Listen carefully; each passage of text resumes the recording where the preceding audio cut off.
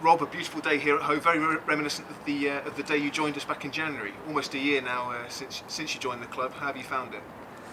Yeah, look, it's been a brilliant year. I've absolutely thoroughly enjoyed it. There's been a lot going on. It's been pretty non-stop, almost from the day I started. But been interesting just to get to know the club and understand the dynamics of how the club works, where the club has come from, where it is now, where it's going, and particularly in the context of where cricket's going. You know, there's a lot happening. There's a lot happened in the time I've been here. You know, the T20 competition has been signed off, the new one. The money has been sorted out with the TV contract right through to 2024. Lots of negotiations going on now with the ECB about the future. So it's not been dull, that's for sure. And looking back at your first season at the helm, how did you feel things went? Look, everybody will clearly focus on what's happened on the field with the first team. I mean, that's not the sole focus of the whole club and the whole organisation, although it's the high-profile bit, and we have to get that right. The club's got a proud history.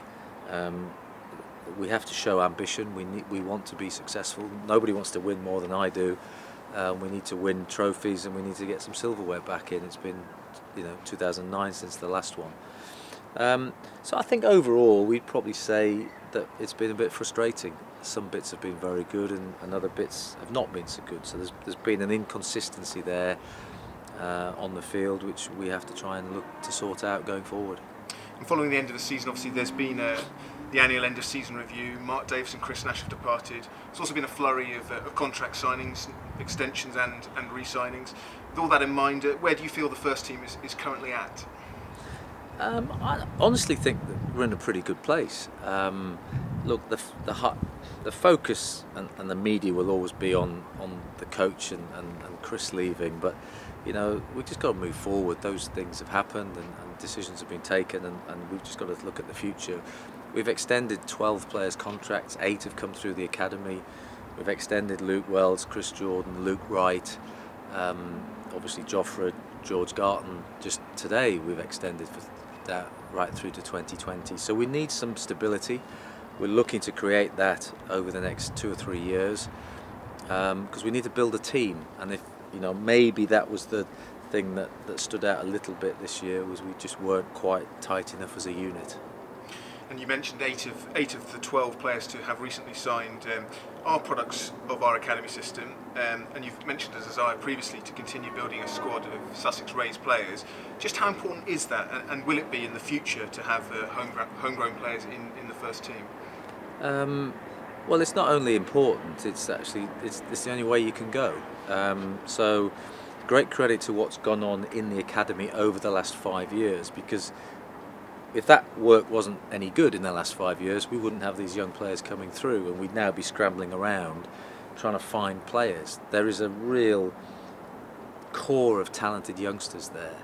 The challenge now is putting those together with a senior group, helping them develop, getting them to where they all want to be, because they're all very ambitious, as we see with Joffre and George going off with the Lions and called up to the Ashes squad for this warm-up game. But at the heart of any county cricket club, particularly one the size of Sussex, has to be a core of homegrown players, and I make no apology for that. That's the way we're going, and we're going to back these young players over the next 2 or 3 years to bring some success back to the club. And to complement that core we currently have, are there plans to recruit externally for players? Well, we'll always look at it, clearly, and we'll look at the T20 competition. We need to get a head coach in and let him have a look at things as well. So Keith and I will work on that as we go through the winter months. But we think we've got a strong group here. There's some young batsmen now who need to step forward.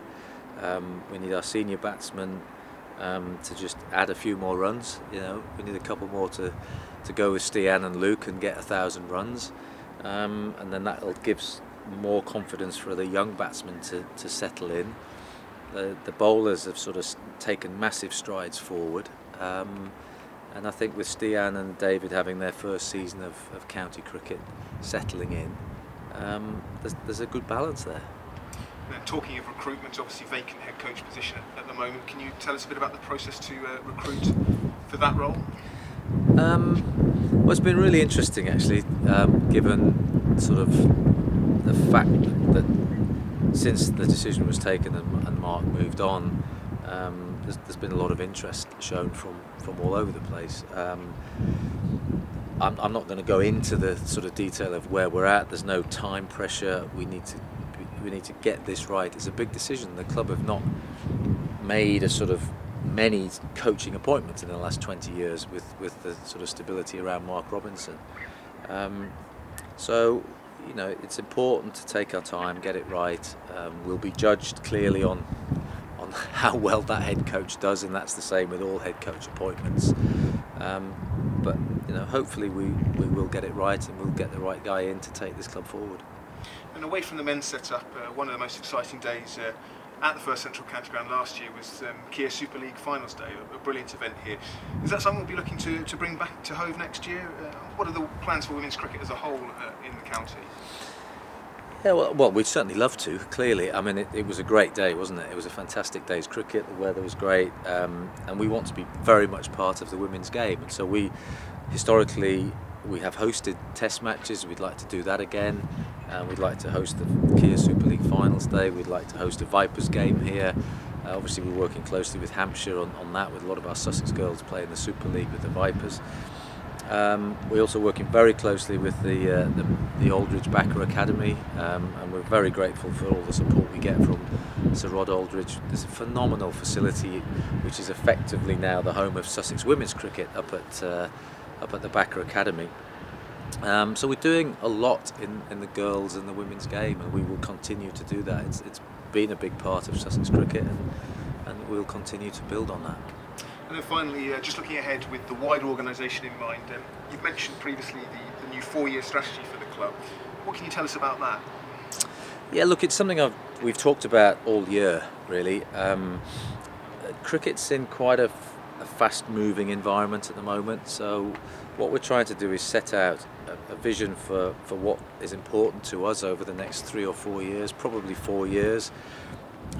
We know that we're in quite serious negotiations with the ECB over the next 6 months as to what the future of the game looks like and the funding from the ECB. Cricket's funding is pretty much now secure through to 2024 because of the new television contract on the back of the new T20 competition. So we at Sussex have got to be very clear on what our goals are for on the field here, for off the field with the county game, the community game in Sussex, the grassroots game, schools, clubs. What do we want to do at the ground? Where are we commercially and financially? We just need some real clarity. We've got some visibility on that now, so over the next few months, hopefully, we will be able to go public on what our plans are for the future. Well, you can see in the background preparations already underway for next season, so we'll let you go, but many thanks for joining us, Rob.